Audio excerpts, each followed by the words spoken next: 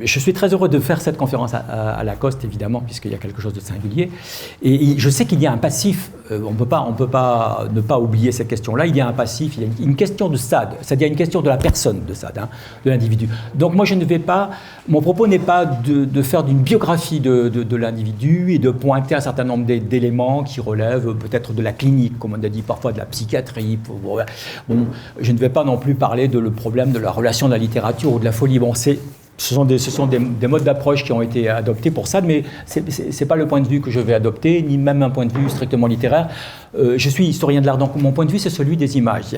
Il y a un avant et un après Sade, qu'on le veuille ou non, si vous voulez. C'est ça qui est assez étonnant, d'ailleurs. Il y a un mode d'écriture, un contenu de texte, un certain type de syntaxe narrative, comme on peut dire, qui ont produit beaucoup d'images, du vivant même de Sade, des gravures, je vous en montrerai quelques-unes. Je me réjouis qu'il n'y ait pas d'enfants dans la salle d'ailleurs. Je vous montrerai quelques images des premières éditions de Sade qui sont très, très intéressantes et qui donnent à penser. Donc. Et ensuite on verra un peu ce qu'il en est de cette question de l'image de Sade, de l'image de lui-même d'une part, et d'autre part des images qui ont pu être greffées directement à partir de ces textes, ou des images que j'appellerais relevant de ce qu'on appelle un peu un effet de souffle de la pensée sadienne. Comment, dans le XXe siècle, notamment autour des surréalistes, autour d'André Breton et des surréalistes, il y a eu une sorte de remise en jeu, de relecture et de réinterprétation des textes de Sade par la construction d'œuvres d'art, de production de peinture, d'œuvres et puis évidemment de la création d'objets. Donc voilà, mon propos va montrer ça, un peu cet impact de Sade sur le problème des objets. Alors, je l'ouvre avec une phrase que j'ai trouvée récemment, c'est dans la revue Posture, un numéro assez ancien de la revue Posture qui s'appelait, il y avait un dossier écrire sur la marge, folie et littérature, et Michael Trahan écrit ceci qui me paraît absolument intéressant. Il dit « C'est donc sous le mode du refus, de l'exclusion, que Sade est entré presque de force dans nos mémoires et dans nos récits. Estimant l'homme dangereux, on l'a enfermé de son vivant. Ne l'estimant toujours pas inoffensif une fois mort, on a interdit et censuré son œuvre, dont la violence est si radicale qu'elle semble nier les fondements même de la communauté humaine. » Alors voilà, bon, c'est un concentré, je pense que le propos est assez éloquent sur la postérité de Sade, etc. Bon, il décède, il a 74 ans, il a passé 27 années de sa vie en prison. Donc il y a cet événement-là de l'univers carcéral dont je vais peut-être vous dire également un petit mot. Alors, c'est assez amusant, Sainte-Beuve paraît a priori, ce critique Sainte-Beuve, très 19e, que plus personne ne lit aujourd'hui, en 1843, disait « J'ose affirmer que Byron et Sade », la proximité est assez étonnante, le poète Byron et Sade, je demande pardon du rapprochement, dit-il. Les deux plus grands inspirateurs ont été peut-être les deux plus grands inspirateurs de nos modernes, l'un affiché et visible et l'autre clandestin. Alors c'est cette question qui est assez étrange, puisque Maurice Levert, dans la belle biographie qu'il a écrite sur Sade, rappelle ça, que durant toute la période romantique, donc après la mort de Sade, 1814, après la mort de Sade, durant toute la période romantique, chez un Delacroix, chez un Géricault, chez les écrivains, les poètes, les écrivains, les peintres, etc., tout le monde connaît Sade. Et on dit d'ailleurs F, ou bien le marquis, ou M. On n'en parle pas, personne n'en parle, c'est l'omerta, si vous voulez, voyez, mais le texte circule. Alors, parce qu'il est d'une certaine manière, qu'on le veuille ou non, il est en grande partie absolument horrible. Il y a un frémissement, si vous voulez. Le lecteur d'aujourd'hui ne peut pas lire Sade sans avoir un sentiment de déréalisation. Et puis surtout, il projette sous nos yeux l'image d'un monde qui ne se rassasie jamais de la violence, qui s'autodétruit d'une certaine manière. Une vision de l'histoire comme allant à sa fin, d'un être humain qui est au terminus de toute une histoire antérieure. C'est assez terrible. Mais on peut peut-être comprendre aussi cette dimension-là si on la replace évidemment dans l'histoire. Et la clandestinité va se prolonger jusqu'à, je pense que les premiers qui vont lever la clandestinité, c'est les surréalistes, évidemment André Breton, 1929, c'est un très bel article de Paul Éluard dans la Révolution surréaliste. Et puis ensuite il y a 1935, il y a le travail que fait Maurice Heine, qui est le vraiment le grand découvreur en Occident et en France donc, de la pensée de Sade et qui va être le premier éditeur par souscription d'un livre en deux tomes qui sera les 120 journées, première traduction française des 120 journées, première édition française des 120 journées de ce fameux rouleau de 12 mètres qu'avait écrit le marquis de Sade, qui était resté enfermé dans la prison de la Bastille. Et donc Haïn publie ça, l'édition d'origine est épuisée en quelques heures, Breton en a une, Éluard en a une, enfin bon, vous voyez, c'est un texte absolument interdit, évidemment. Pauvert, après la Seconde Guerre mondiale, lorsqu'il va reprendre le dossier Sade et qu'il commence les éditions de Sade, c'est un jeune éditeur, hein, il a 21-22 ans, Pauvert. Il a procès sur procès, interdiction, ça va être interminable. Et dans ma génération, on lisait Sade, Le Mort, ou l'histoire de enfin les bouquins de bataille, les bouquins de Sade, on les avait chez Pauvert, et on les avait, le libraire, on le commandait ça au libraire, c'était pas en vitrine, hein. On commandait ça au libraire et quand on allait chercher le livre, moi je me souviens, mon libraire me donnait les livres derrière le comptoir dans un papier craft. Il fallait surtout pas, ça n'existait pas, quoi, ça n'avait pas de sens. Or, d'un point de vue de l'anthropologie de l'histoire, il est présent dans l'histoire. Et pourquoi est-il là, si vous voulez? Quel est ce personnage? Que dit-il de son temps? Et quel est l'impact qu'il a pu avoir sur l'histoire qui suit? Alors je vais, dans une première partie, je découpe un peu, j'ai l'habitude de découper mes conférences dans des chapitres comme ça, un peu narratifs, pour permettre d'ouvrir des dossiers. Je ne prétends pas à chaque fois épuiser les questions, je prétends plutôt lever des lièvres et puis révéler des évidences, mettre en avant un certain nombre d'évidences, pointer du doigt des questionnements qui sont les formuler en tout cas. C'est assez complexe. On n'a pas de mots pour Sade. C'est assez, si vous voulez, c'est un peu Sade. Je dirais, c'est un peu Saint-Augustin. Pardonnez-moi du rapprochement. Si vous voulez, on est à la fois pantois devant ce qu'on lit, évidemment, et on serait bien en peine de le rapporter, même à notre meilleur ami ou à des amis avec qui on se... Qu'est-ce que tu fais, joli Sade? Tu peux nous raconter ça? Non, désolé, je ne peux pas. Vous voyez? Et c'est que ça pose une question quand même. L'être humain veut comprendre le monde, il veut bon, ben, quel est cet objet qui nous dit quelque chose des positions de rupture et des positions parfois scandaleuses, hein, ce que Sade appelait le philosophe et ce que Klossowski appelait le philosophe scélérat, les scélérats, dont il se revendique d'ailleurs, hein, homme des Lumières et scélérat. Donc, qu'est-ce que c'est que cette pensée qui, d'une certaine manière, ne peut pas être transmise, ne peut pas être communiquée? Quel est cet être qui se déchire devant nous et qui produit une image profondément catastrophiste de l'humanité, absolument pessimiste, tout en se disant philosophe des Lumières, hein, puisque vous savez que c'était son grand paravent, Sade. Alors, dans ma première partie, je vais aborder la question des portraits de Sade, ou des absences de portraits de Sade, et j'ai mis donc des guillemets à portrait, parce que pour certaines œuvres, on pourrait peut-être s'interroger. Je les considère comme une métaphore, en fait, de l'impossibilité que l'on a à faire la mise au point sur le personnage. On a une impossibilité à faire la mise au point sur un visage. On ne peut pas dire, tiens, ça de ressembler à ça, à ça. On a un portrait sans doute authentifié aujourd'hui, celui de Van Loo que je vais vous montrer, du jeune Sade. Il a une vingtaine d'années, petit noble, sarcastique, avec une petite perruque poudrée, enfin bon, on est bien en peine de retrouver. Vous voyez, c'est un peu comme la photo officielle de Rimbaud, quoi. Vous voyez, où est le poète aux semelles de vent, où est le rebelle, où est le marchand d'armes, éventuellement. Vous voyez, il y a une grande énigme du personnage. Je pense que cette énigme-là, le trouble que l'on a à saisir ce personnage est profondément humain. Quand au fond, il dit quelque chose aussi de nous-mêmes, de chacun d'entre nous, du fait que nos obscurités aussi, on n'est pas tellement, on n'est pas porté à les présenter en pleine lumière. Et Sade, en quelque sorte, il déchire le voile, il déchire une sorte de voile de saïs comme ça. Il révèle quelque chose de la monstruosité qui gît dans le cœur humain, de tout être humain. D'ailleurs, c'est ce qu'il dit constamment. Hein. Il dit je suis qu'un être humain, je ne suis pas anormal, etc. Bon. Alors, métaphore en quelque sorte de notre impossibilité de faire la mise au point sur l'homme et sur l'œuvre. Donc c'est ce qui veut dire que, d'une certaine manière, vous savez qu'il n'existe plus, à mon connaissance, il n'est plus enseigné dans les universités. Peut-être que les jeunes générations ne le lisent plus, à tel point que ça n'est plus une question. Vous voyez, il est tombé dans un trou noir de l'histoire, donc ce personnage. Et entre absence et imaginaire. Hein, donc on va regarder quelques éléments. Alors ça, c'est le portrait de Van Loo. Donc Karl Van Loo est né en 1705, il décède en 1765. Et c'est un portrait du jeune marquis de Sade. Il a une vingtaine d'années, des années 1760-62. C'est un travail à la pierre noire sur papier.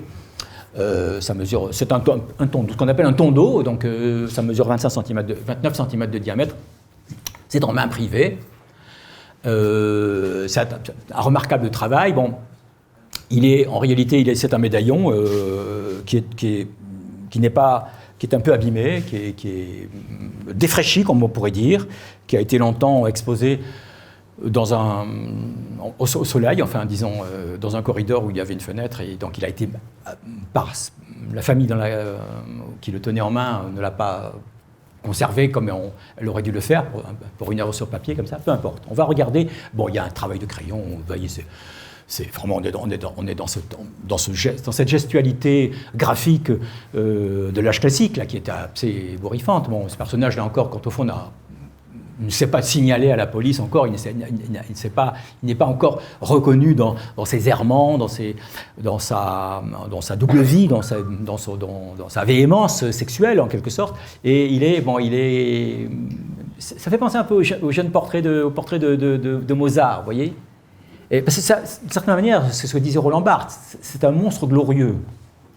Il y a une monstruosité en lui, mais bon, qui est peut-être l'autre nom de l'humanité, un autre aspect en quelque sorte de l'humanité. Donc, je trouve que ce dessin est absolument magnifique. Alors, il a été longtemps présenté comme étant fait par Mademoiselle Rousset, qui était une élève de Karl Van Loo. Bon, il a été maintenant par les historiens de l'art, je pense, de manière unanime réattribué, comme considéré effectivement comme un portrait de Sade, et peut-être même le seul portrait dont nous disposons actuellement du marquis.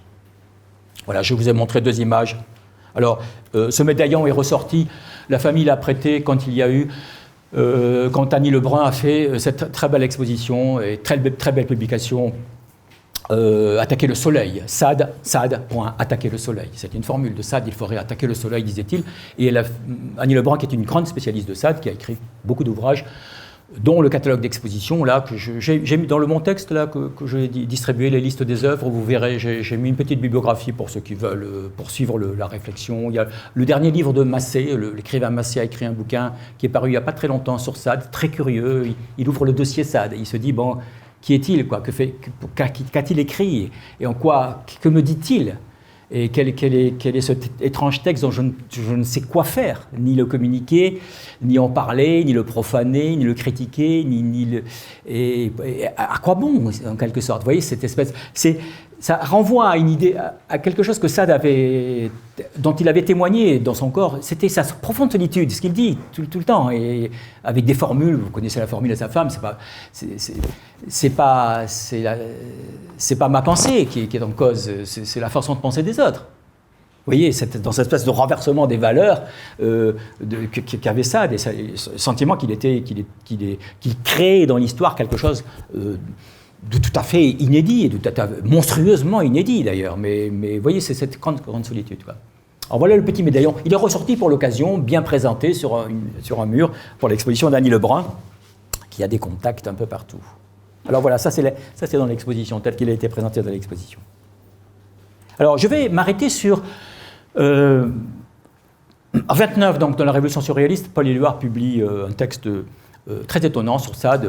Il appelle un retour à... Oui, Eugène Grindel, quoi, le poète Paul Éluard, c'est quand même le poète de l'amour, c'est le poète de la tendresse, c'est le poète, oui, c'est de l'amour fou, enfin bon. C'est lui qui est en éveil dans le groupe surréaliste sur le texte sadien, le premier, qui est lié à l'amitié avec Heine.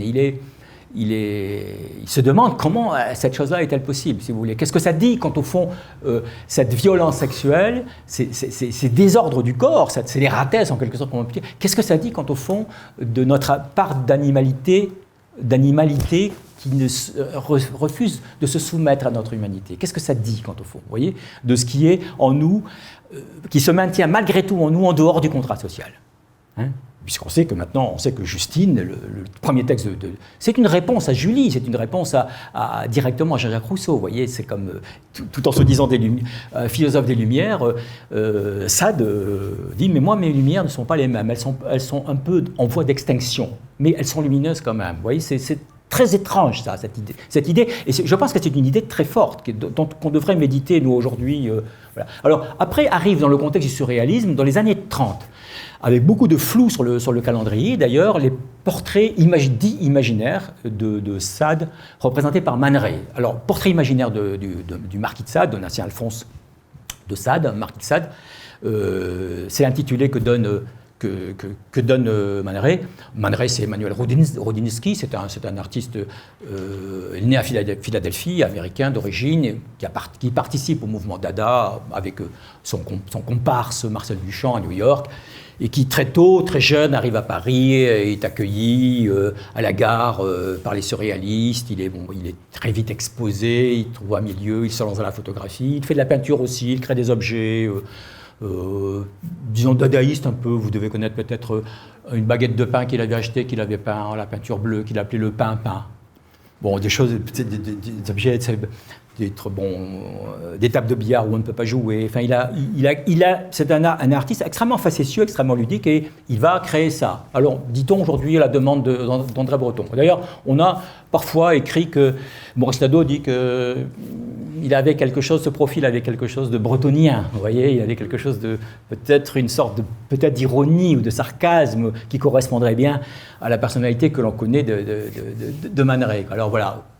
Il représente le marquis de Sade. Derrière, c'est la Bastille. Un incendie s'élève dans la Bastille. Des personnages sont dans les douves ou courent au pied du bâtiment. Il y a un sentiment d'affolement, il y a un sentiment de précipitation, il y a un sentiment que l'histoire est en marche. À travers des incendies, à travers des bouleversements, l'histoire est en marche. Et lui, il est minéralisé. Il apparaît en quelque sorte comme déjà l'homme de l'univers carcéral à tout jamais, enfermé dans la minéralisation, comme si son œuvre était aussi minéralisée, comme si elle appartenait à cette époque durcifiée, oubliée de la temporalité révolutionnaire, vous voyez, de la tempête révolutionnaire. Et ça, c'est très étonnant, quoi. On ne sait pas trop si c'est pensé comme avec un a priori positif, ou bien si c'est pensé comme avec un effet de distance, hein, dans le travail de toute la photographie, d'ailleurs. Si vous êtes intéressé à la photographie de Man Ray, toute la photographie de Man Ray joue là-dessus, sur ce phénomène de proximité-distance. Hein. Donc les nus de Man Ray dont on sait, magnifiques, ils sont inatteignables. Ce sont des objets inatteignables. Vous voyez, les ombres créent toujours des distances entre le regardeur et là on trouve, je pense qu'on retrouve ça dans ce travail. Alors à l'évidence c'est un dessin d'abord. Il va le reproduire. En combien d'exemplaires, on ne sait pas. Il y a des faux. Alors je vous le dis parce que sur Internet, vous pouvez acheter une lithographie de Man Ray représentant ça. Hein. Méfiez-vous, il y a beaucoup de faux Man Ray, d'autant il avait beaucoup de désinvolture. Il était très précautionneux pour son travail photographique, Man Ray, mais pour tout son travail plastique, pourrait-on dire, comme on dit maintenant, il était beaucoup plus désinvolte et on ne sait pas exactement combien il en a fait. Alors, quelques musées américains en ont de ces œuvres-là. Vous voyez, on a changé le climat. Il n'y a plus d'eau ici, on a des personnages qui discutent, la scène est plus pacifiée. C'est la Fondation Daumesnil, ça. C'est à Houston, à la Fondation Daumesnil. Et puis il a celui-là, ce tableau qui est le plus connu. Alors, avec ici, ce qu'il avait souhaité que l'on mette à sa mort, que l'on écrive sur sa tombe. Donc, on va l'enterrer dans un petit bosquet, on recouvre son tombeau, aucune trace de tombeau, pas de tombeau, pas de marbre, pas de pierre, une petite butte de terre. On fait quelques plantations de façon à ce que la verdure s'installe et que l'on oublie son position, afin que les traces de ma tombe disparaissent dessus de la surface de la terre, comme je me flatte que ma mémoire s'effacera de l'esprit des hommes. Voilà, c'est ce qu'il souhaitait dans sa... Alors, il a repris ça en inscription, avec cette peinture. Toujours une peinture de Man Ray, donc vue imaginaire, elle est extrêmement reproduite, elle est très connue, Breton était littéralement fasciné, et il a, vous voyez, la découpe du crâne ici qui permettait dans le travail des dessins, qui permettait finalement d'avoir un étrange rapprochement entre ce portrait imaginaire, pure invention, du marquis de Sade, et le profil comme ça, en médaille d'André Breton. Vous voyez, avec son nez d'aigle, avec son allure un peu comme ça, arrogante, de pape du surréalisme, comme on dira méchamment plus tard. Et donc, par contre, ici, en installant son crâne, tout ça, il disparaît et réapparaît un autre Sade dont parle Maurice Levert à partir d'un certain nombre de témoignages. C'est le Sade de Charenton, c'est le Sade de la fin de sa vie. Il était devenu obèse, extrêmement gros, il avait beaucoup de difficultés à se déplacer, il était chauve, il avait des cheveux bouclés en arrière, et donc il avait passé une partie de sa vie en prison. Son œuvre écrite était terminée, il faisait du théâtre avec les fous, comme on disait, qui attirait d'ailleurs beaucoup de monde. Beaucoup de Parisiens venaient voir ses spectacles à Charenton. Et on a un témoignage où il est dit... Et quand on lui parlait, il se contentait de lever la tête. Il nous regardait avec un regard d'aigle perçant, plissant les yeux. Voilà. Donc, Maurice Hayne avait dit, voilà l'image qu'on a de ce ultime Sade, si vous voulez, dans les années 1810, un peu avant son décès. Alors, vraisemblablement, c'est ça qu'il mise avec la façon de construire le regard. Et puis, évidemment, la Bastille est en feu. Pour Man Ray, si vous voulez... La question imaginaire, c'est une question historique. Si vous voyez, dire que le portrait est imaginaire, c'est dire que Sade est un homme dans l'histoire, qui vient de l'histoire, et d'une certaine histoire, une histoire où il y a eu vraiment des incendies, des violences, etc. Il est à la fois le témoin et presque le martyr même de cette histoire-là. Cadre d'époque, hein, c'est vraiment cadre, voilà. Alors, il y a des copies aussi de ça, hein, méfiez-vous. Alors, ça, c'est une lithographie, c'est un faux, hein, c'est une lithographie attribuée à Man Ray qui est un faux. Hein.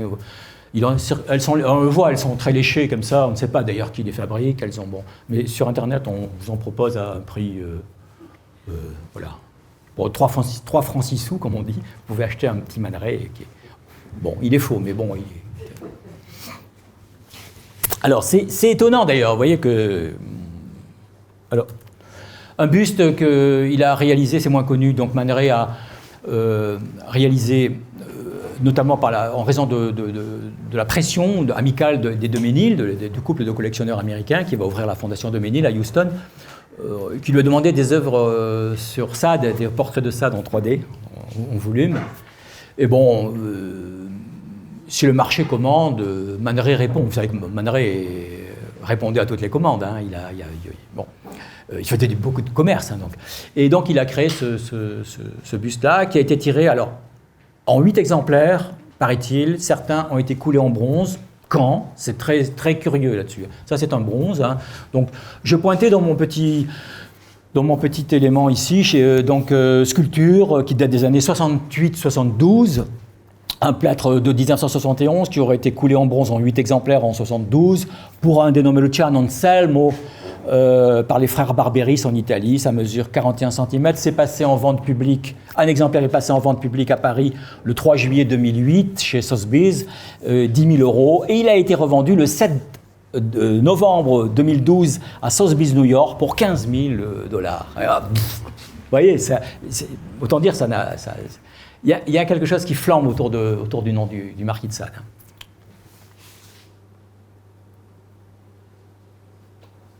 Alors, le plâtre d'origine qui a servi à tirer les... On ne sait pas vraiment où il est. Oui, il y a quelque chose que... Bon. Ce serait une bonne thèse pour un jeune historien de l'art.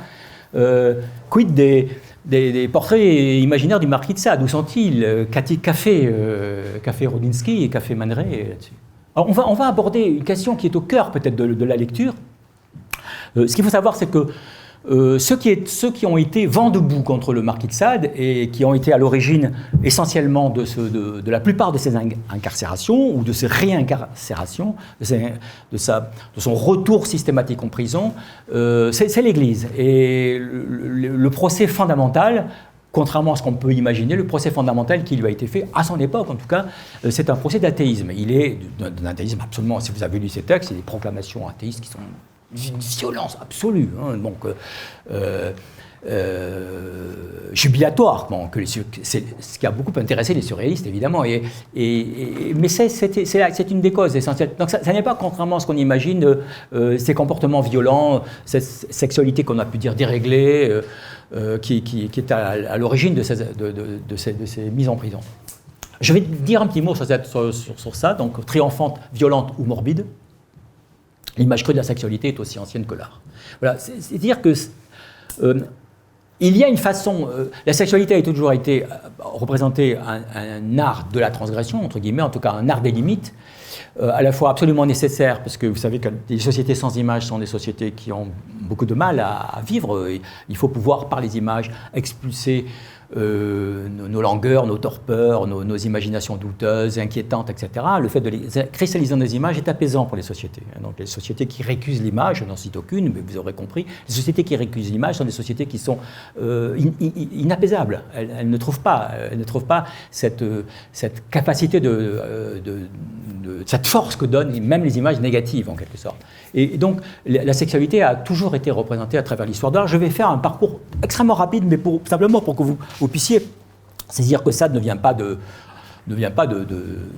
c'est pas une apparition comme quelque sorte. Il ne surgit pas du néant. Hein. Alors là, je suis remonté très loin. Là, on est à Lascaux, c'est la scène du Puy. On est moins 19 000, entre 19 000 et 18 600 BP, comme on dit aujourd'hui, before present, hein, avant le présent. Alors, avant le présent, c'est une formule qu'on utilise pour dire, on a considéré que le présent était les années 50, et c'est ce qui est avant les années 50. Hein, voilà, c'est la folie de l'histoire. Alors, on est dans la scène du Puy à Lascaux, qui n'était pas, qui évidemment dans le site réel. Lascaux 1 ne la présentait pas. Dans la nouvelle création copie de Lascaux, cette scène du Puy a été représentée. Il faut passer vraiment le diverticule axial. Il faut entrer dans la profondeur de la grotte pour trouver un puits qui est en profondeur. On descend dans ce puits. Il y a une échelle maintenant pour descendre. Et quand on est au fond de ce puits, dans une petite surface, sur la paroi, il y a ce dessin avec un bison quasiment à l'échelle 1, et qui est une scène très, très étrange qu'on a retrouvée au pied de la paroi des lampes, des écrits de lampes et des détritus qui ont servi certainement à faire la scène, et en tout cas peut-être à accompagner des visiteurs qui étaient, selon Jean-Claude, initiés à une forme de chamanisme. Alors, on a dit, voilà, c'est le bison est traversé par une violence, il est transpercé en quelque sorte, il perd ses viscères, là, ces boyaux qui tombent, devant lui le tueur, très certainement, l'homme qui accomplit ce meurtre, peut-être un meurtre rituel d'ailleurs, c'est ce meurtre rituel, il porte un masque de chaman, pense-t-on, c'est la théorie de Jean-Claude, en tout cas un masque à tête d'oiseau, et il est en érection. Et il laisse tomber, ou il tend la main vers ce bâton de commandement, ce bâton avec un oiseau qui a été considéré comme peut-être un objet à caractère chamanique. On a dit « je te tue, tu me tues, nous sommes ». Je te tue, tu me tues, nous sommes.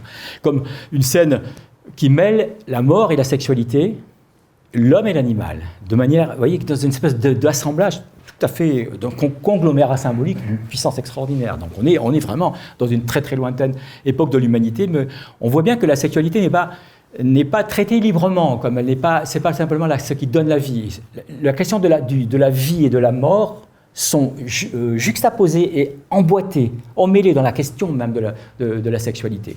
C'est ce que va dire Sade, c'est ce qu'il dit avec sa violence coutumière, mais c'est ce qu'il dit. Et c'est présent là. Il y a une puissance symbolique. Je pense que c'est peut-être pour ça qu'à distance, encore aujourd'hui, maintenant vous avez en folio, vous pouvez acheter ça dans folio, quand même, c'est quand même hallucinant. Hein, pour ma génération, c'est quand même des lycéens des collégiens qui peuvent. Bon, mais quand vous lisez les scènes sadiennes, vous voyez que la perspective de la mort est imminente.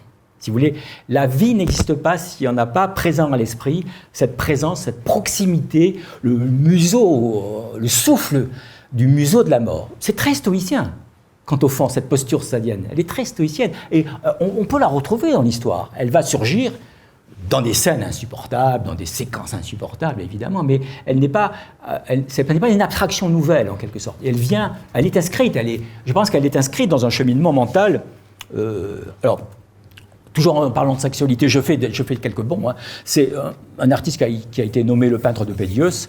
Des scènes érotiques, ça date d'environ 510 avant notre ère. C'est une coupe attique à figure rouge qui mesure 8 cm et demi et qui se trouve au Louvre, au département des antiquités grecques, étrusques et romaines, diamètre 25 cm. Bon, vous savez que une fois, on était avec Soledad à Berlin, dans le musée d'archéologie de Berlin, et Soledad avait son fils, Kélian, et on ne le trouvait pas. Il était devant une vitrine d'objets érotiques, de Lisbonne, etc. Il se demandait ce qui se passait, quoi. Et vous savez que dans tous les départements d'archéologie grecque et romaine, vous avez ce que nous on appellerait l'enfer des bibliothèques pour le livre. Hein, et vous avez ce genre de scènes là comme ça. Dans une société pour qui il n'y a évidemment, le péché n'existe pas. C'est des sociétés que le christianisme a dit païennes, ces sociétés intérieures ne connaissaient pas. La question de l'interdit n'existait pas. Donc les figures s'assemblent librement, les accouplements, hommes, femmes, animaux, tout est présenté. Ça a été discuté d'ailleurs. Il y a beaucoup de colloques qui ont été faits là-dessus, sur l'érotisme dans l'art grec.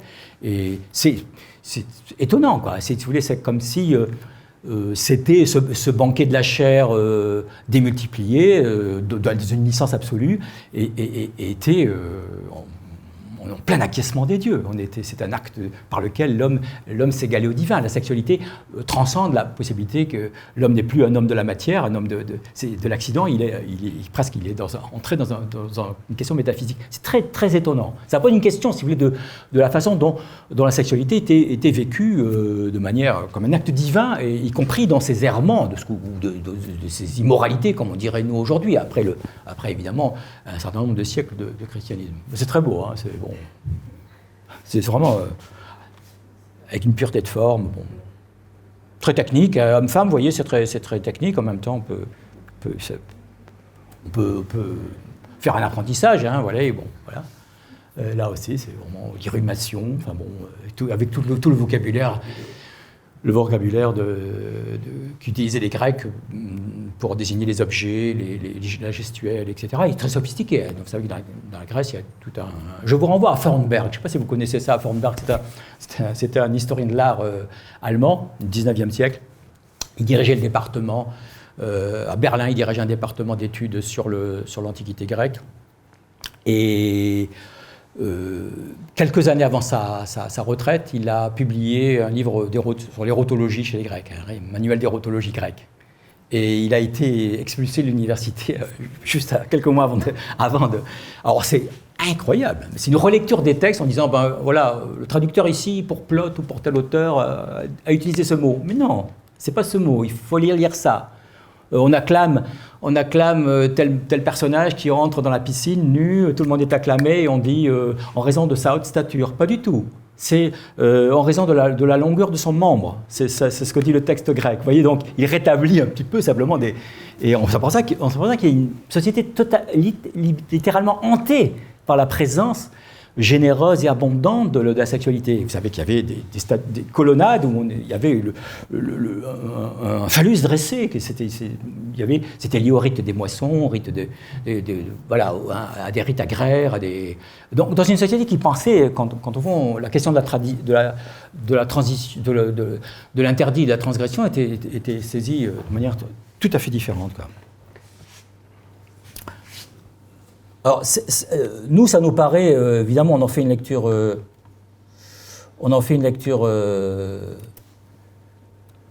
brutale, mais ça nous paraît... ça n'était pas vu comme ça. Alors, je vais vous montrer rapidement donc, des planches qui ont été créées par Annibal Carrach. Annibal Carrach est né à Bologne en 1560, il décède à Rome en 1609, au début du XVIIe. C'est-à-dire dans une époque qui n'est pas encore le classicisme ni le baroque, qui est la fin du maniérisme, ce qu'on appelait le maniérisme tardif, où on a beaucoup travaillé toutes les postures possibles du corps. Et in fine, quand on a étudié tout le corps académique, le corps en mouvement, le corps qui saute, etc., eh bien il faudra bien s'intéresser à des figures érotiques. Et le maniérisme a produit beaucoup de choses qui sont... Alors, les commanditaires de ce que je vais vous montrer, ce sont des gens qui sont autour du pape. Hein. C'est l'époque. Hein. Donc, ce sont des évêques, ce sont des cardinaux, etc., qui commandent. Alors, il va publier un recueil de Carrache. Carrache, c'est très intéressant, parce que c'est l'académie même, c'est le fondateur de l'académie. C'est-à-dire où on apprend à dessiner, où on apprend à construire des corps, etc. Et lui, le grand maître Carrache, c'est un maître énorme, eh bien, il diffusait vraiment des gravures qu'il faisait lui-même, complètement ahurissantes, quoi, qui ont circulé dans toute l'Europe, qui ont été copiés, doublés. Boucher les collectionnait, le peintre Boucher les collectionnait. Il y a eu une culture de l'art érotique selon Carrache. Ça s'appelait les amours des dieux. Alors là, c'est Angélique et Médor. Vous savez, c'est le Kama Sutra. Vous voyez, c'est le Kama Sutra revisité par le burin classique. Hein. Alors, Angélique et Médor. Julie avec un athlète, Hercule et Déjanine, bah vous voyez, du coup, on relie le mythe d'une manière un peu différente. Hein. Bon, Mars et Vénus, bon, on s'en doutait un peu pour Mars et Vénus, mais là, c'est présenté autrement. Ici, Antoine et Cléopâtre, oui, ouais, ça va, bon, mais on est toujours dans des... Alors, c'est des dessins qui sont quasiment techniques et presque, je dirais, presque didactiques, ce qui les place dans un certain espace de réception, si vous voulez. On a oublié, mais c'était très certainement vu avec beaucoup de sentiments d'humour, si vous voulez. Il y avait comme évidemment, les dieux tombaient par terre et se comportaient vraiment comme tout un chacun, quoi. Donc, si on peut dire, hein, voilà. Alors ici, c'est très bon. Bacchus et Ariane, la planche préférée d'André Breton, parce que les surréalistes connaissaient très bien ça, la planche préférée d'André Breton. Alors, ce que j'aime, c'est les arrière-plans où on a les combattants qui vont à Troyes ou je ne sais où, ils sont pas de la fête, tant pis pour eux. Mais l'histoire est là, vous voyez.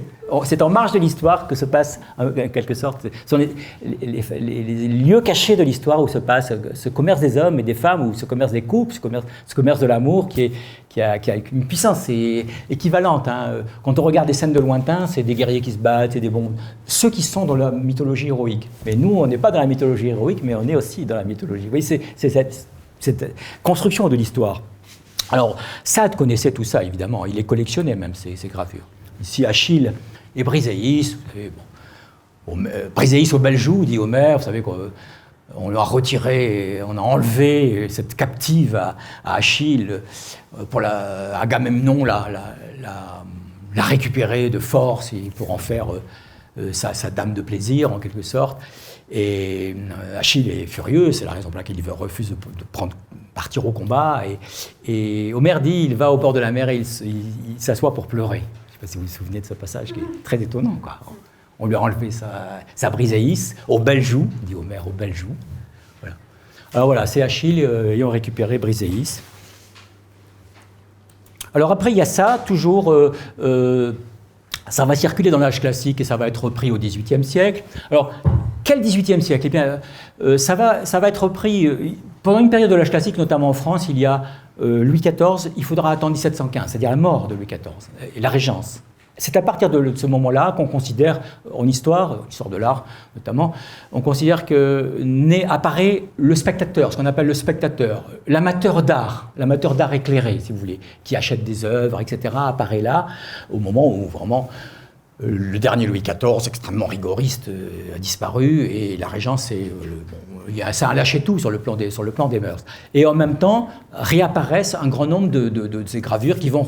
La question du satire, ça peut être un sujet de thèse, le satire à l'âge classique. Vous voyez, tout le XVIIIe siècle va être inondé de ça. Il faut voir que les écrits de Diderot, les écrits de Rousseau, les écrits des Lumières, etc., se font sur un axe historique où, parallèlement, on a toute une littérature extrêmement licencieuse qui se déverse à foison. Et on a oublié cette littérature, elle est très présente.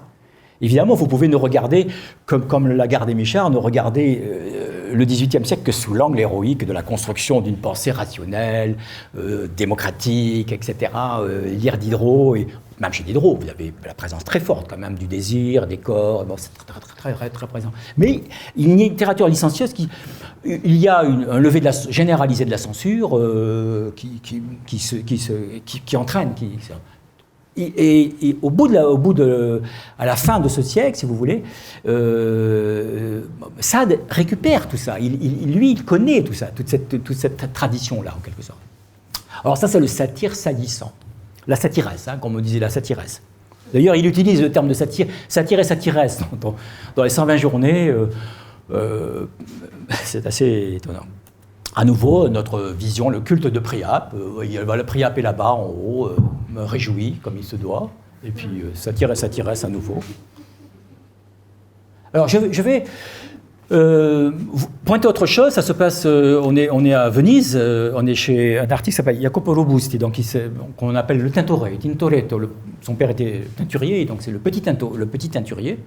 Il est né en 1518, il décède en 1594. Il a représenté, c'était des commandes, dans l'espace vénitien, c'est-à-dire dans un espace strictement maniériste où il faut que les corps s'expriment dans l'espace. Il n'y a pas d'espace préétabli, comme on le croyait au Quattrocento, un cube où on va mettre des personnages, une scène de théâtre où on met des acteurs. Non, c'est l'être humain dans son déplacement spatial, dans son mouvement dans le monde, qui crée autour de lui un espace. Et évidemment, la sexualité devient l'un des mouvements parfaits. Et donc, Tintoret va être le roi de ça, et de cette thématique-là, en tout cas, et il va répondre à un certain nombre de commandes. Alors ici, c'est Tarquin et Lucrèce, ou plutôt, c'est le viol de Lucrèce, épouse du général romain Colitanus, par le prince étrusque Tarquin.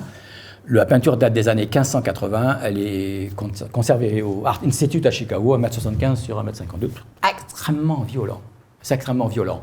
Y compris pour nous, parce que bon, Freud est passé par là, entre Tintoret et nous, Freud est passé par là, on voit bien que cet objet dressé, il dit quelque chose.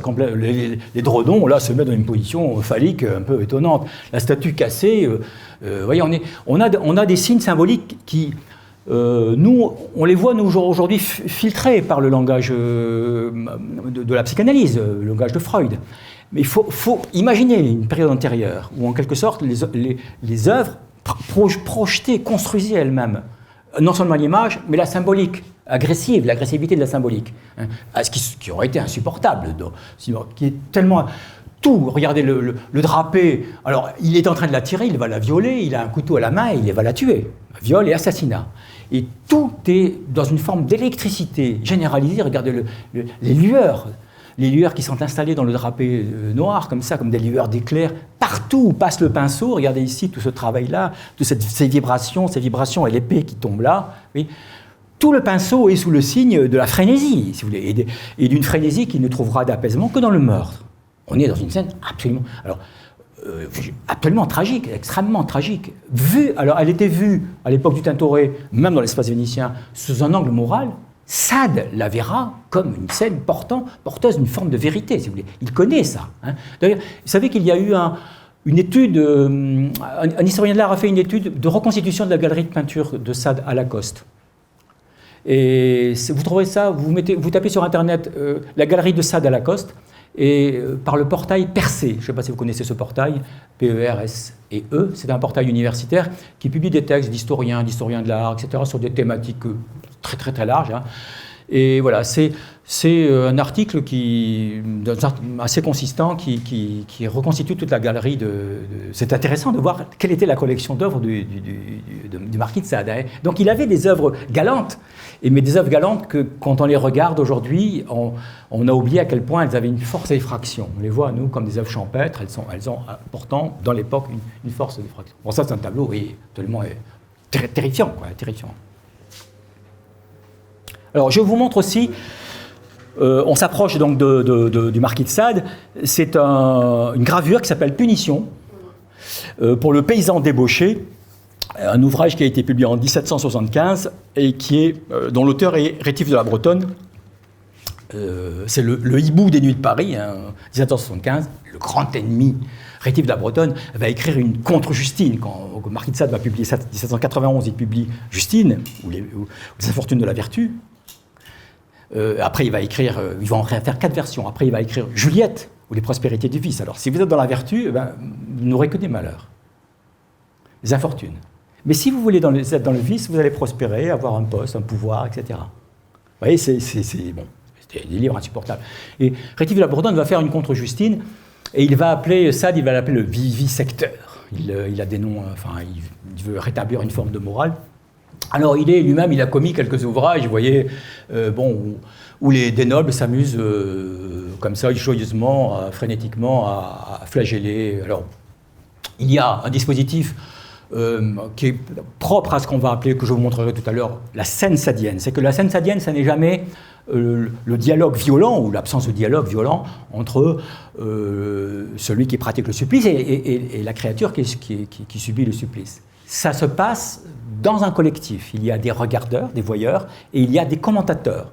Et le sommet de ce dispositif d'écriture, si vous voulez, qui est très cinématographique d'ailleurs, c'est dans les 120 journées où on a une narratrice, parfois sur une chaise, parfois juchée très en hauteur, qui lit, qui raconte des scènes absolument abominables que les autres accomplissent sous ses yeux.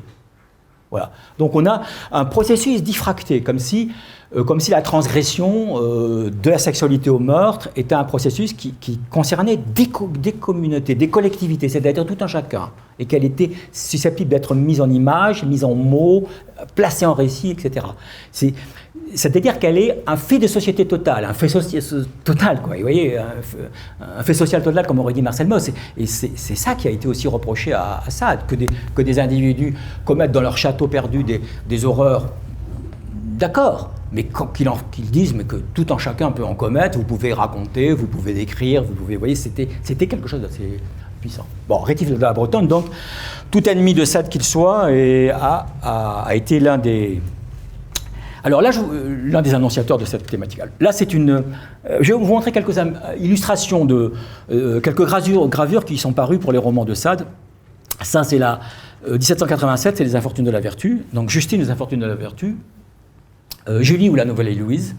1761, Rousseau, Julie ou la Nouvelle Héloïse. 30 ans plus tard, 1791, Justine, Les Infortunes de la Vertu. Rousseau, Sade répond à Rousseau. Et il répond...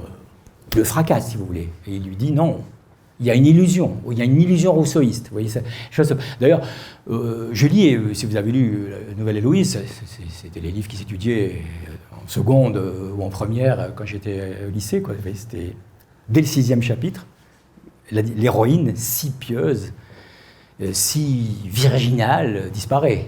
Il ne sait pas quoi en faire. Donc, il ne sait pas comment continuer un récit complet avec cette créature nimbé de lumière divine, etc. Mais évidemment, Sade s'amuse de cette fermeture. Il y répond, donc Justine, les manières de la vertu, oh mon ami, la prospérité du crime est comme la foudre dont les feux trompeurs n'embellissent un instant l'atmosphère que pour précipiter dans les abîmes de la mort le malheureux qu'ils ont ébloui. Il le présente, c'est la façon dont Sade se présente. Je suis un philosophe des Lumières, peut-être un scélérat, mais un philosophe des Lumières avant tout.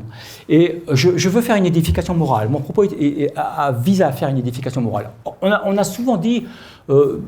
c'était du flanc, une sorte de publicité arbitraire, il n'en pensait pas un mot, etc. De même qu'il en a dit, il n'était pas jacobin, il était au comité d'Épique quand même, il a dirigé le comité d'Épique, il a écrit beaucoup de libelles, il n'était peut-être pas jacobin comme pouvait l'être tel ou tel, mais il s'était engagé dans le mouvement révolutionnaire. C'est un personnage vraiment assez complexe, et on ne peut pas estimer qu'il n'y avait pas chez lui un souci, ce qu'il dit dans les lettres à sa femme d'ailleurs, un souci de moralisation, vous voyez, dans une espèce de perversité absolue.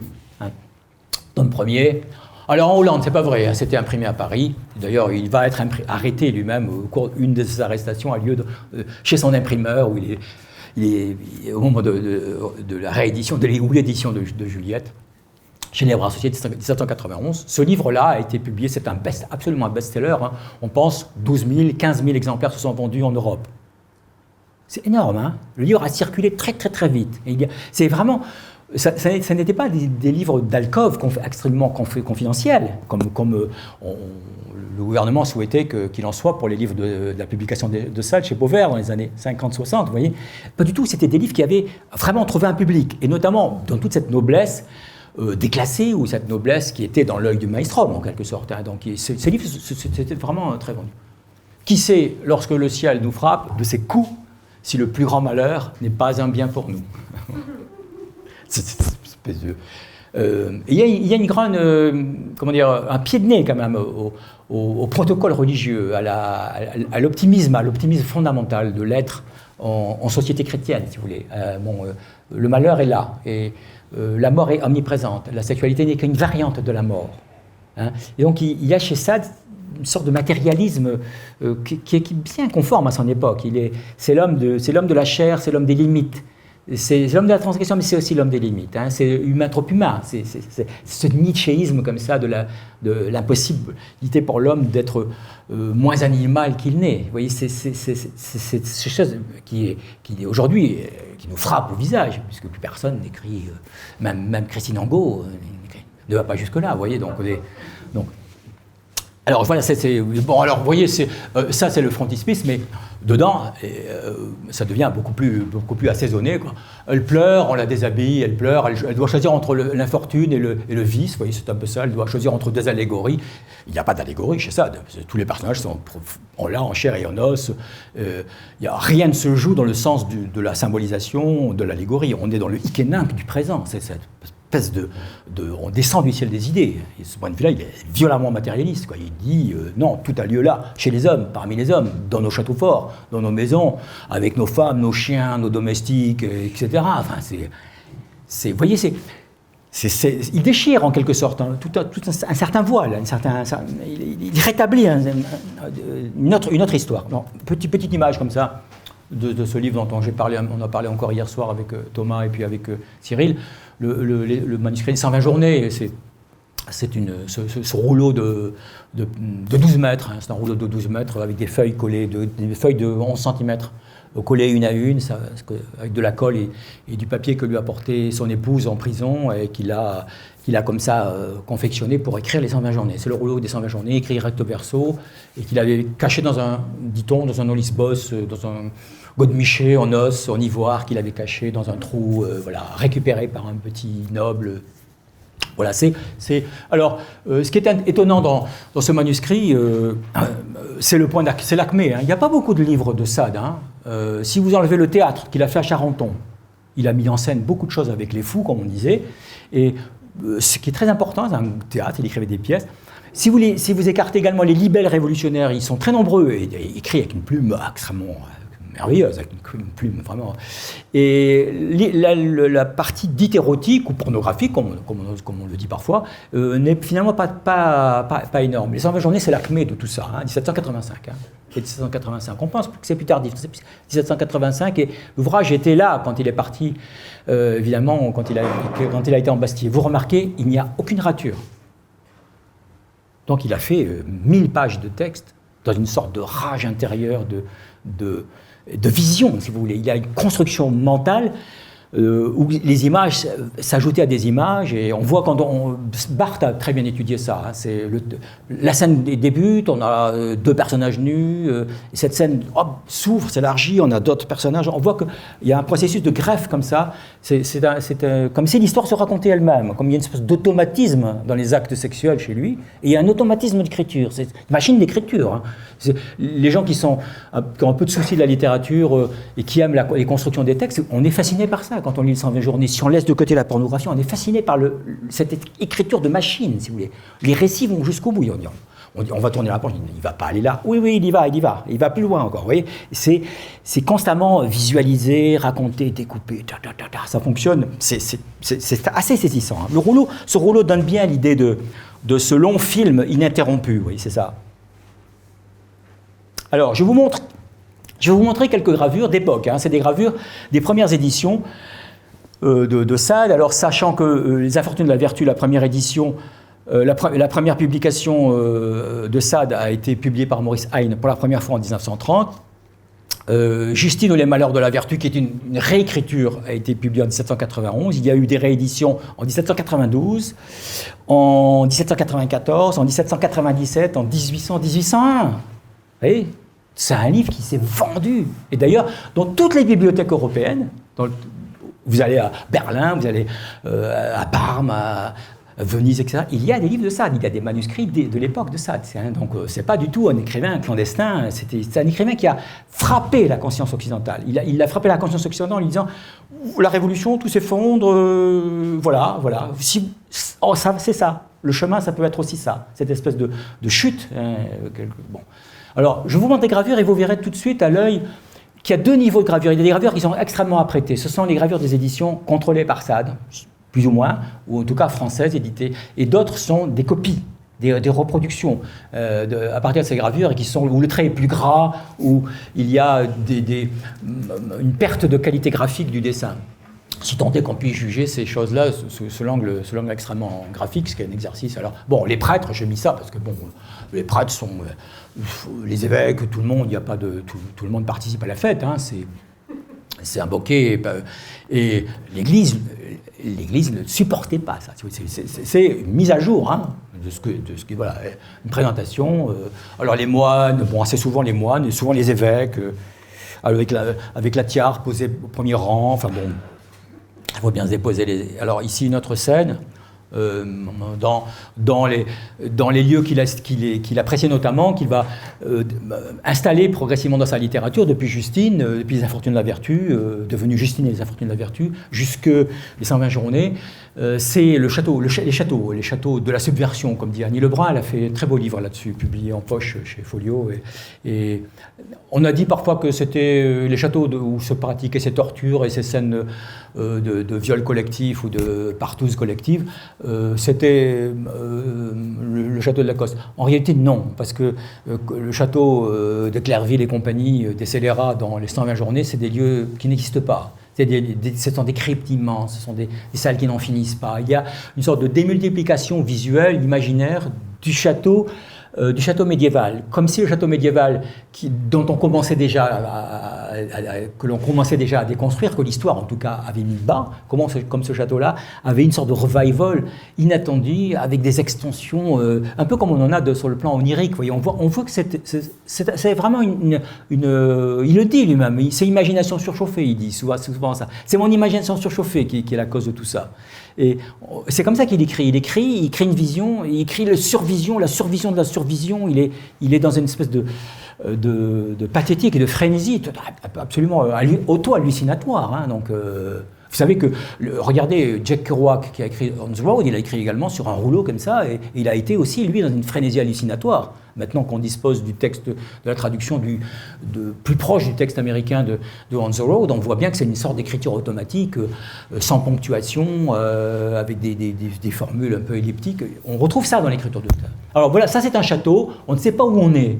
On ne sait pas où est c'est que la différenciation entre la profondeur et le ciel est inexistante. Il n'y a plus de ciel, il n'y a plus de présence des éléments, tout est en lumière, les torches, les lumières artificielles. On est dans un outre-monde, dans un monde parallèle en quelque sorte. Le monde de l'inquiétude absolue, le monde...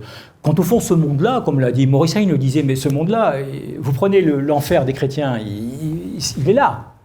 Et on le connaissait, ce monde qui n'est plus nulle part, qui n'a plus d'ancrage, il n'y a plus de paradis, il n'y a plus d'espoir. Là, c'est la désespérance absolue. Hein. Ça suinte quand même. Hein. Dans les livres de Sade, cette idée qu'il n'y a pas d'espoir ni pour l'humanité, ni pour l'individu, que l'individu ne peut pas se libérer de sa mauvaise conscience, de sa culpabilité fondamentale, c'est assointe dans le texte de Sade. Quoi. Donc ça sont des livres qui, de ce point de vue-là, sont encore... alors bon, flagelle, il y a toutes les positions, les tortures, les machineries très présentes. Hein, souvent des machineries... Alors, vous voyez, c'est une reprise de la scène. Une reprise de la scène dans une gravure de meilleure qualité, ici, avec un meilleur travail graphique. Vous voyez, vous verrez vous-même les différences. Hein. Les noirs sont moins forcés. Le travail de Burin est plus complexe. On sent que l'artiste a eu un peu de temps pour travailler, que dans l'autre, il fallait vite qu'il fasse une sorte de copie de la version initiale. On a des objets au premier plan qui sont très étonnants. Dans ces gravures, on a toujours l'irruption, notamment dans les gravures d'origine française, que contrôlait ça, on a l'irruption toujours d'un objet qui est qui n'a pas de nom, qui est l'objet informe en quelque sorte. Vous voyez ici, un objet déchiré, on ne sait pas si c'est un panier, parfois on a l'impression que c'est un corps humain déchiqueté, on ne sait pas trop, c'est très très inquiétant. Vous voyez, il y a dans ce que l'artiste peut créer de forme vivante, lorsque la scène est une scène de massacre et d'horreur, ou une scène de turpitude insupportable, eh bien il y a des objets qui sont indessinables, irreprésentables, qui sont la métaphore même de l'irreprésentable. Vous voyez, c'est très, très récurrent, si vous voulez, chez Sade, cette apologie en quelque sorte du presque rien, de l'objet sans nom, du tissu jeté par terre et qui crée une forme d'angoisse. Hein. Il faut entendre les surréalistes, Nouget par exemple, femme effrayée par une ficelle, femme effrayée par un linge posé sur le sol. Vous voyez, pour retrouver cette espèce d'angoisse sourde qui nous travaille devant la découverte tout d'un coup d'un élément absolument trivial. Il y a une manière, dans ses visions, il a une manière d'habiter le monde qui est très, très étonnante, pour son époque, qui est très étonnante, si vous voulez. Son époque de l'étonnance, de l'éloquence, son époque de la description précise. Vous voyez, vous lisez un Jean-Jacques Rousseau, c'est une clarté absolue, c'est une autre source qui coule. Et le monde est dans une parfaite définition. Le monde de Sade est dans l'indéfinition. Il n'a pas de lointain, où les lointains s'effondrent. Et les zones de proximité sont des zones livrées au chaos, ou livrées à l'informe. Il dit aussi, à sa manière, il dit, dans les gravures et dans son écriture, il dit aussi une forme de malaise historique. Alors là, peut-être que le graveur a voulu représenter la fameuse découpe qu'il avait faite à l'histoire de Rose Keller, cette prostituée qu'il avait écorchée, où il avait versé. Bon, il y a toute une polémique au-dessus de ça, on va dire un événement qui le conduira en prison. Voilà, une autre gravure, ça c'est la gravure originale, et ça c'est une copie pour une édition allemande. Ah, j'ai fait. Alors bon, le philosophe Scélérat, hein, tous ces criminels là sont des philosophes. Hein. C'est vraiment assez incroyable quoi. Et puis bon, il a très curieusement ce nez qu'on a dit être le nez sadien. Et puis évidemment, la jouvencelle, très présente, et puis la dame âgée, qui est la narratrice, qui contrôle si tout se passe bien, comme au monastère, si vous voulez. Il y a une espèce de duplication frénétiquement négative qui est assez... Alors des scènes de flagellation. Alors, vous voyez que ce qui est une caractéristique dont je vous parlais tout à l'heure, c'est qu'il y a un séquençage A, et on écrit A. Ensuite, B, c'est A, développé, C, c'est B, développé, D, etc., etc. On est dans une sorte d'amplification. Le film de Pasolini montre bien ça, cette espèce de montée de l'horreur comme ça. Et les scènes sont des scènes de groupe.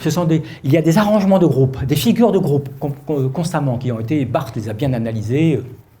Il appelait ça l'arbre du crime. Et donc on voit qu'il y a une organisation, une mise en scène de ces... Tout est décrit. Hein, les gravures sont en général des reproductions non pas d'une phrase ou voilà, comme les livres de Jules Verne étaient illustrés, c'était vraiment une phrase du livre qui était mise en scène. Hein. C'est vraiment une séquence narrative qui est exposée avec tous ces différents déplacements de forme. Voilà, des figures... voyez l'objet petit a, comme dirait Lacan, l'objet petit a qui traîne sur le sol. Des scènes. Bon.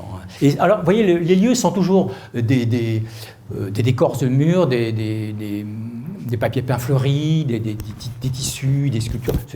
On est dans un environnement de la noblesse, si vous voulez. On est dans des maisons chics, des grandes cheminées, des scènes de groupe, avec des tapisseries derrière, des pots fleuris.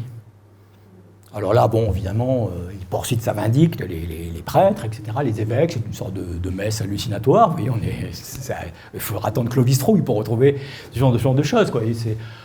C'est écrit, l'hostie est levée, hic est corpus meum, hein, mais c'est un corps d'une autre manière qui est présenté. Alors voilà, les regroupements différents, alors tout est décrit, les positions sont décrites. Ce qui désamorce d'ailleurs quand on lit Sade, ce qui désamorce la portée, c'est cette entreprise hyper analytique que Sade a lui-même sur des figures, etc. Ça devient, je ne dis pas fastidieux, mais d'une certaine manière, il y a souvent une sorte de grande mélancolie, quoi. Oui, on sent que tout ceci est dans une sorte de fiction décomposée, quoi. C'est étouffant. Vraiment, il faut faire l'expérience de lire un texte de Sade. C'est profondément étouffant et ça nous pose des questions, si vous voulez, aussi sur la puissance du regard, la construction des images. Comment Alors, je vais vous dire un petit mot. Je vais vous dire un petit mot sur l'époque dans laquelle, pour expliquer, pas pour légitimer, mon propos n'est pas moral, hein, vous le comprenez.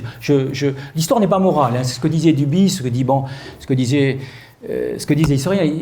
La morale, mon propos est anthropologique. Il vise à saisir un contexte général et comprendre comment les choses se font, si vous voulez. Et il faut comprendre que dans cette époque, une certaine époque historique, un peu en amont de la Révolution, et ensuite après la Révolution, il y a eu une transgression générale des limites de la représentation dans tous les domaines. Dans la pensée, dans l'ordre de la pensée, dans le théâtre, dans l'écriture, Et Sade, et donc le dire et le voir ont été profondément bouleversés, reconfigurés par l'histoire. Alors, un petit mot rapide sur les châteaux et les ruines, comme fin de l'histoire. La Bastille, prise de la Bastille. Il y a un imaginaire des châteaux chez Sade. Hein. Et le château est le lieu du crime et aussi le dernier abri des criminels dans le temps historique, si vous voulez. Il y a quelque chose de la fin du monde. Hein. Ça sent la poudre, et le sang et les cendres, le texte sadien. Voilà, le donjon de Vincennes, alors ça c'est la Bastille, il était enfermé, je ne sais plus où il était enfermé d'ailleurs, il était enfermé au 4e étage, il a été déplacé au 1er étage, il a fait un peu de scandale, il a été enfermé au 4e étage, 2 ans avant la Révolution, vous savez, il a par ses fenêtres, il criait on assassine les gens, on assassine les prisonniers, citoyens, venez, etc. Et puis on l'a déplacé, on l'a mis à Sainte-Pélagie. Et donc la Révolution, la prise de la Bastille a eu lieu quelques jours après. Donc les châteaux sont très présents chez lui, évidemment chez Man Ray. Le donjon de Vincennes, où il a été enfermé également. Alors je vous montrerai. Si on prend la catégorie château, on s'aperçoit qu'il y a, en amont même de Sade, toute une pensée historique qui utilise le château, l'image, l'iconographie du château, comme métaphore même de l'effondrement d'un monde. Un monde tombe. Que deviendra l'humanité? On n'en sait rien. Qu'est-ce qu'il y a après? On n'en sait rien. Mais une fascination pour la chute, si vous voulez. Une fascination pour les décombres de l'histoire, pour une histoire qui semble s'écrire indépendamment des hommes. Et c'est le Mablé, on trouve ça dans l'économie classique, on trouve ça chez beaucoup d'auteurs de l'économie, des poètes, etc. Et puis évidemment dans l'iconographie. Alors là, c'est Thomas Gurtin. C'est un Anglais, Gurtin. Il est né en 1775, il décède en 1802. Ça, c'est Bamboo Castle, le château de Bambourg. Ça date des années 1797. C'est un aquarelliste extraordinaire. Il a parcouru la Cornouaille, toute l'Angleterre, et il a représenté tous les châteaux en ruine, qui pour lui allaient disparaître. C'était des ruines qui... Oui, un grand nombre de ces châteaux ont disparu. Et son album d'aquarelle a été repris en lithographie, ça a été un succès de librairie très important. Les Anglais l'adorent, il est présent dans tous les musées d'Angleterre et il y a une fascination, si vous voulez, pour cette regardez, qu'est-ce qui reste de ce château? Il y a le paysan qui vient garder ses vaches, il a 2 vaches, vous voyez, où est-on, vous voyez, dans cette espèce de fin du monde? Et comment peut-on accéder à ces ruines? Et là, on a un pic phénoménal de l'eau, une partie qui va s'effondrer, on est encore dans une présence en quelque sorte certaine des éléments. Je mets l'accent là-dessus sur une œuvre limite, c'est Hubert Robert, donc la vue imaginaire de la grande galerie du Louvre en ruine, ça date de 1796. La Révolution a chargé, il a sauvé sa tête, Hubert Robert, puisque vous savez qu'il avait fait la dernière messe de Louis XVI à Versailles, et il avait fait une peinture. C'était la peinture de trop, quoi. Il avait fait une peinture du roi, au moment de l'Eucharistie et tout ça, une très belle peinture au Louvre. Et il a failli passer y passer, et finalement la Révolution l'intègre dans un comité pour ouvrir au peuple le Louvre, la grande galerie du Louvre, et en faire un musée. Donc c'était un vieux problème. Hein. Donc il y avait un noble qui s'appelait La Fontsaintienne, qui avait plaidé auprès du roi en disant mais il faut que les collections royales sortent des cachots, des escaliers sombres et qu'ils soient présentés au peuple, etc. Et finalement c'est la Révolution, vous savez, qui va ouvrir le Louvre. Et lui, il est chargé de la préfiguration de ce musée, Et la peinture qu'il fait pour accompagner, on ne sait pas comment les révolutionnaires ont pu voir ça, c'est une vue imaginaire, vous voyez, de la grande galerie du Louvre en ruine. C'est-à-dire une espèce de projection dans un futur où la grande galerie c'est Palmyre. C'est des ruines antiques. On est dans la science-fiction. On est dans la science-fiction. Vous voyez, une espèce de machine à se propulser dans le temps. Et on voit que cette peinture, si vous la regardez là, on distingue un certain nombre de scènes. On a un des esclaves de Michel-Ange qui devient une statue abandonnée au rebut. La Renaissance est oubliée. Vous voyez, et on a un dessinateur, peut-être l'artiste, qui dessine quelques agrégats du dernier monde, des tumbaroli, les pilleurs de tombes. Enfin, c'est un monde apocalyptique. Les gitans là-bas qui se sont installés pour loger dans cet ancien palais.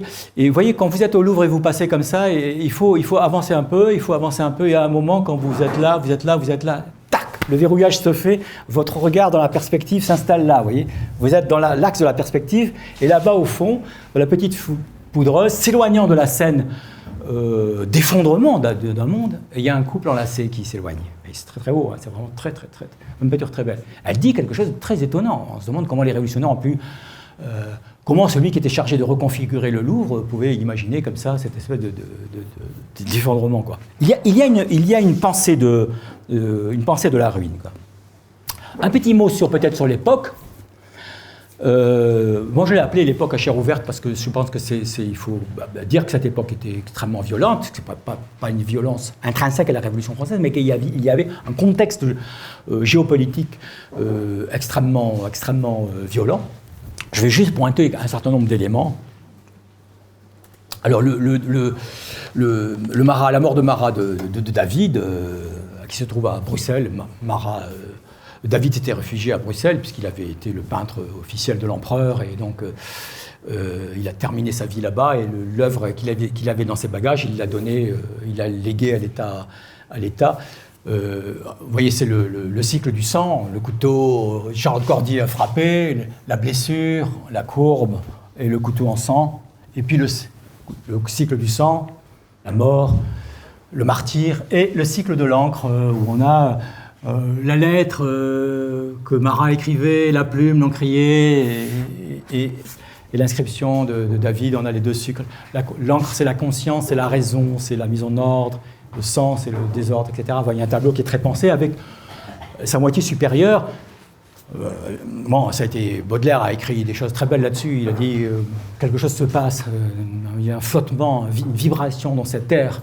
Au-dessus de David, il y a un souffle, une spiritualité, quelque chose qui se passe dans l'air. Vous voyez, c'est une partie quasiment abstraite où le désordre du monde est mis en confrontation avec, non pas un espace bleuté, illimité, qui serait l'infini, purifié en quelque sorte, ou sanctifié. Non, mais un espace tout aussi sombre, ténébreux, et sans lumière, avec des résidus de lumière. C'est très, très, très chargé quand même, comme peinture. Je passe sur le radeau de la Méduse de Géricault. Ce radeau qui a dérivé en mer, disons l'équipage a été abandonné littéralement par les officiers qui se sont enfuis et qui ont laissé les hommes comme ça à la merci du radeau qui a flotté. Il y a eu des scènes d'anthropophagie d'ailleurs sur ce navire, et Géricault les avait représentés. Il les avait imaginés qu'ils pourraient passer la transgression et représenter dans un tableau qui allait évidemment présenter au jury du Louvre des scènes d'anthropophagie comme celle-ci. Vous voyez, ça c'est un dessin, il n'a pas fait le pas, il n'a pas sauté le pas, il est resté dans des limites.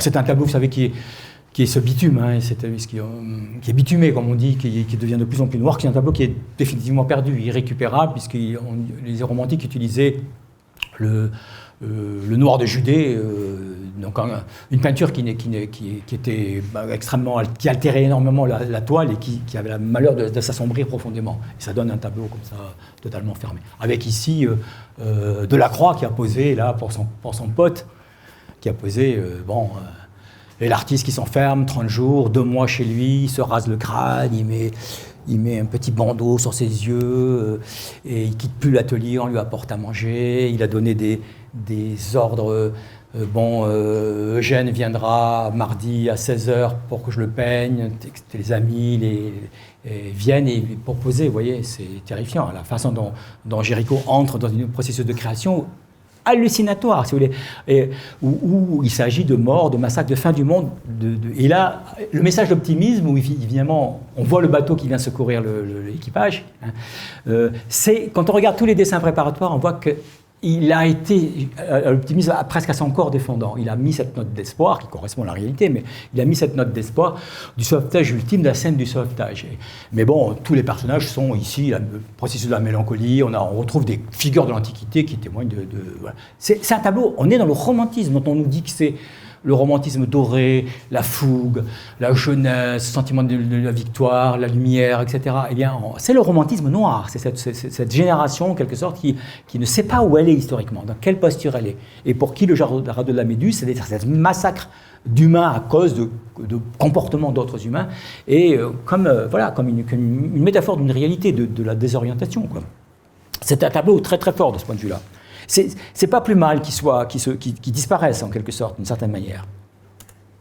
Un autre élément de l'histoire de l'époque, c'est que la science se développe énormément, et notamment les planches anatomiques vont apparaître, vont se diffuser. Après, alors c'est très intéressant parce que c'est après la Régence, hein, ça n'aurait pas pu paraître sous Louis XIV, on présente des planches anatomiques, des choses comme ça, ou bien des choses comme ça, impensables pour l'époque, vous voyez, des planches de dissection, des planches montrant ce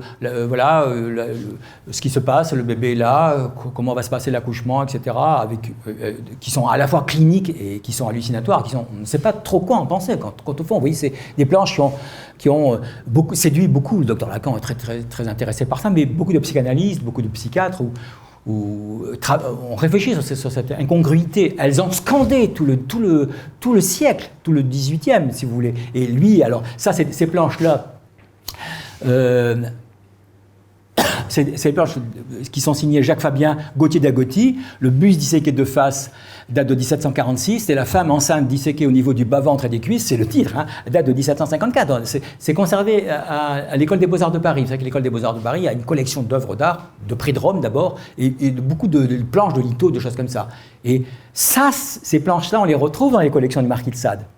Elles circulent, si vous voulez, ces lithos qui sont inconvenante. Enfin, vous voyez on peut dire qu'il y a une vision scientifique. On peut dire aussi qu'il y a une atteinte extrêmement grave à la représentation du corps féminin. Il y a quand même, vous voyez, il y a quelque chose de très très problématique. Vous voyez, sous couvert de science, il y a une effraction qui se produit. Et Sade entend bien ça, il voit bien ce discours-là, et toute cette imagerie, elle va accompagner en quelque sorte. Il lui donne un sens, il lui donne un. Là, je pointerai dans le POC également le cauchemar de Goya. Je vais vous montrer deux trucs. Dos de Mayo. Les troupes françaises, vous savez, sont pris à partie à une entrée à une porte de Madrid. C'est les troupes napoléoniennes et qui sont assaillies par les Espagnols en fureur et qui viennent massacrer ces troupes napoléoniennes. Alors ça, c'est le tableau d'ensemble. Donc le 2 mai, la charge des Mamelouks, ça date de... Les deux peintures ont été peintes en 1814 et elles mesurent 2,68 m sur 3,47 m, et de grandes pièces.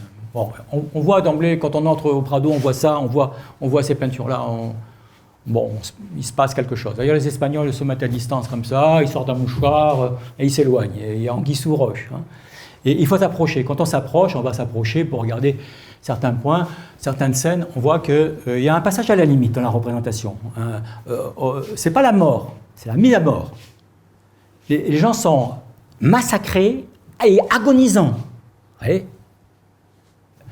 Ou, derrière c'est un rideau peint, dans une scène qui n'a aucun caractère allégorique, ni mythologique. Dans l'histoire, c'est le Ikena, quand vous êtes dans cette scène-là, vous êtes dans le même monde. C'est le message terrifiant de cet artiste qui est...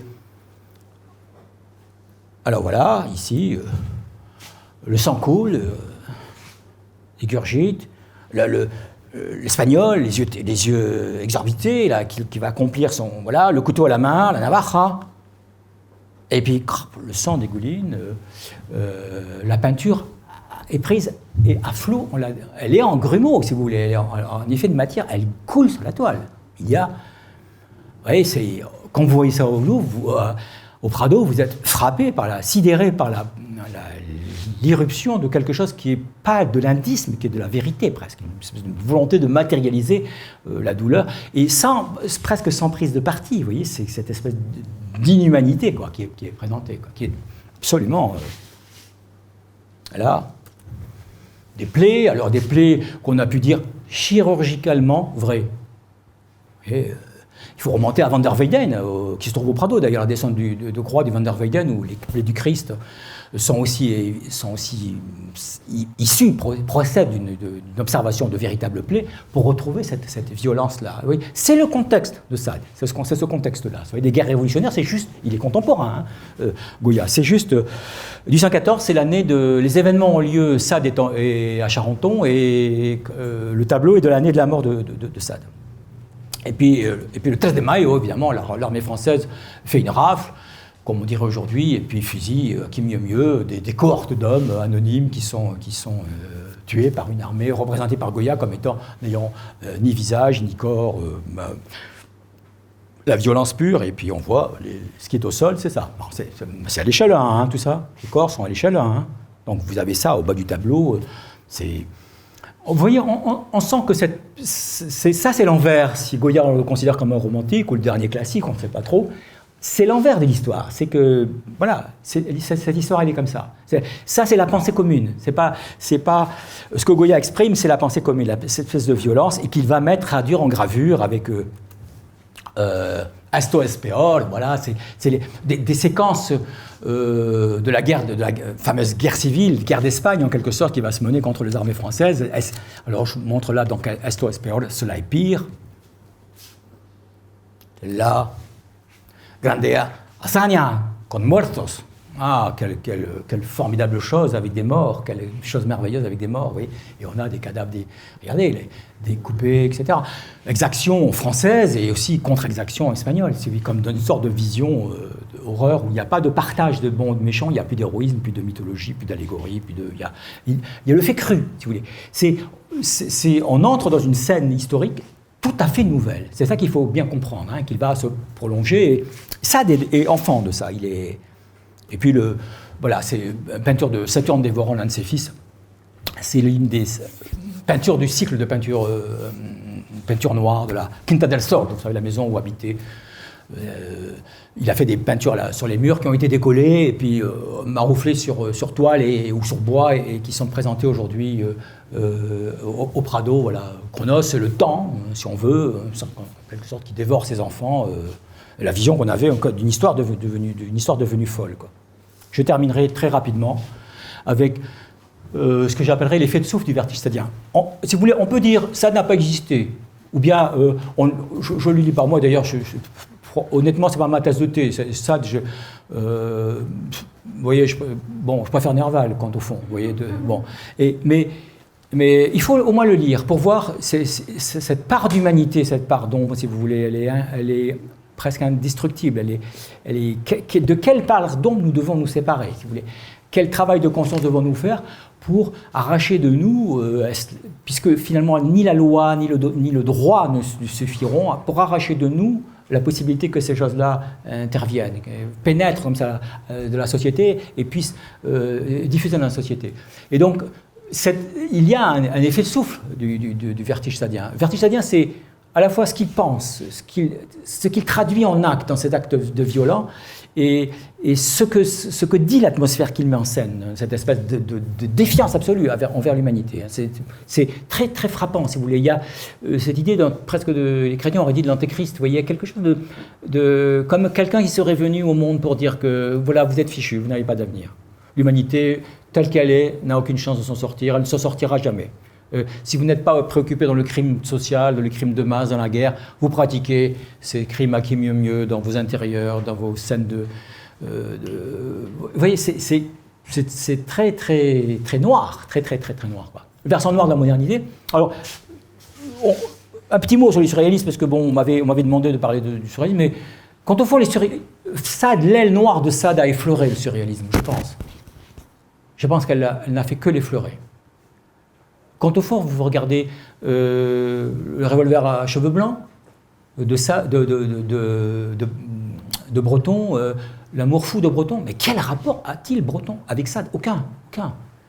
Qui parle de cruauté? Si Artaud, peut-être dans son théâtre de la cruauté, Artaud qui avait été surréaliste.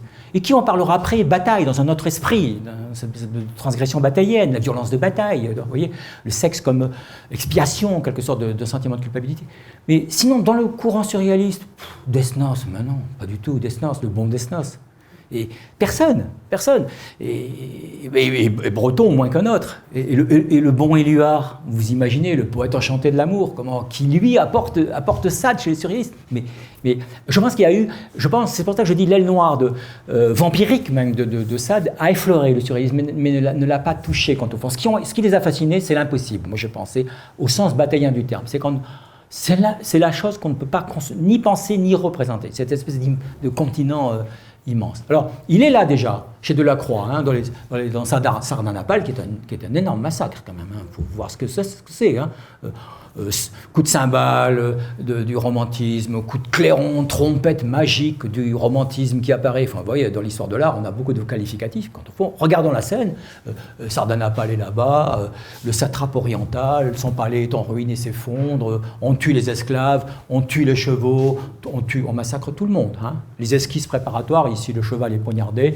Dans les esquisses préparatoires, le cheval était un peu tourné, l'esclave noir était un peu tourné, on voyait le couteau s'enfoncer dans la chair du cheval, il a pivoté un peu gardant un peu de pudeur, mais la scène est... Nous la voyons, comme une écriture magique, picturale, parce que c'est enlevé picturalement, regardez la façon dont le lit est désaxé, il y a une perspective, et la perspective du lit n'était pas assez large pour déployer ce rouge comme ça, hallucinatoire, donc on a élargi le premier plan. Mais si vous tracez les perspectives ici, le lit est de guingois, il a été de guingois. Il y a une fausse perspective, simplement pour permettre de mettre en avant, comme ça, ce coup de cymbale du rouge, c'est-à-dire l'évocation de la mise à mort et du sang qui coule. Nous, quand on oublie un peu les lectures qui ont été faites enchantées de ce magnifique tableau qui se trouve au Louvre, eh bien on le voit, regardons-le crûment, si vous ne pouvez pas mettre... Il n'y a pas de scolaire qui va là, vous voyez. Les maîtresses n'emmènent pas les enfants là.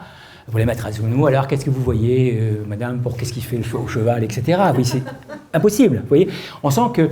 qu'est-ce que c'est ce tableau? Delacroix, c'est pas le Delacroix qui va entrer à l'Académie française après, vous voyez, c'est le jeune fougueux, etc. Il y a...